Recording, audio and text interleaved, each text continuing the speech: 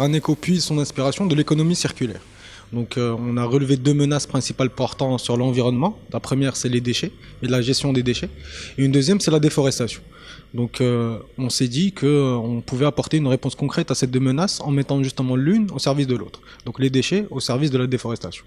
Donc comment? Donc à travers d'abord une valorisation des déchets, principalement le marc de café, qu'on recycle sous la forme de bûches et de granulés. Donc c'est des biocombustibles plus performants que le bois en termes de rendu calorifique, de chaleur générée, mais aussi de durée de combustion et de facilité d'allumage. Donc ces biocombustibles sont sous la forme d'abord de bûches à destination des particuliers ou des chauderies et chaudières artisanales comme les hammams et les fours.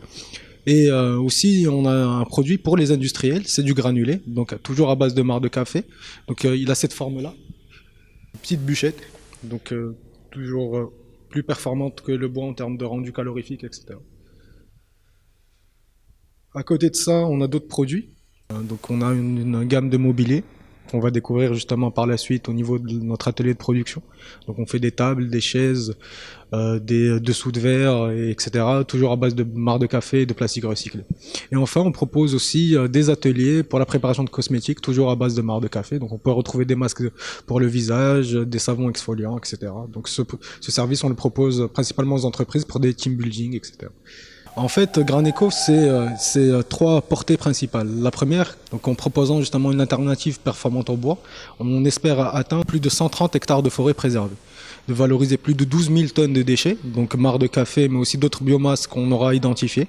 Et enfin, on a une portée sociale et solidaire. Donc pour la partie sociale, on œuvre pour l'intégration des chiffonniers dans notre processus de collecte, en les formant, les équipant, parce qu'aujourd'hui, ils travaillent dans des conditions de précarité et d'insalubrité criantes. Et enfin, on a une dernière portée solidaire, celle de faire don d'une partie de notre production de bûches au profit des populations isolées des régions montagneuses du royaume, et cela à travers l'achat solidaire. Donc, comme tu peux le voir, Karim, on est arrivé à l'atelier de confection de mobilier, donc chez nos partenaires Ressourcines. C'est une association qui œuvre pour la réinsertion des jeunes en conditions précaires à travers le recyclage du plastique. Donc aujourd'hui, on collabore avec eux justement pour réaliser une gamme de mobilier fait à base de marc de café et de plastique recyclé.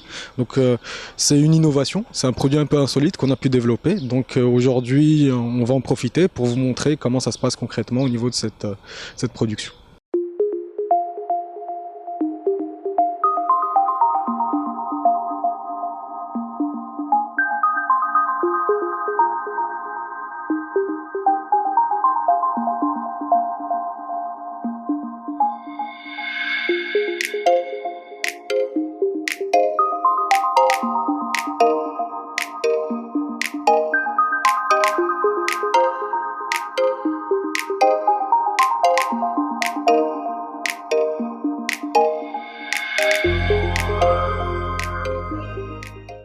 Tu l'as pu le remarquer, on a mélangé le marc de café qu'on a récupéré avec du granulé de plastique recyclé. Donc on a mis tout ça au four pendant une durée de 45 minutes à 1 heure, pour lui permettre de se ramollir et d'unifier justement le marc de café. Donc in fine, on se retrouve avec une pièce finie d'un tabouret qui est fait justement à base de plastique et de marc de café. Donc Karim, voilà la pièce finie. Donc c'est une pièce pour faire justement un tabouret. Donc comme tu peux le voir ici, on a encore des traces un petit peu de café, tu peux même le sentir. On a une forte odeur pas vraiment forte, une belle odeur de café. Donc après sur le rendu de la couleur, c'est un peu couleur café crème. On a différentes couleurs, on va le voir tout à l'heure avec d'autres modèles.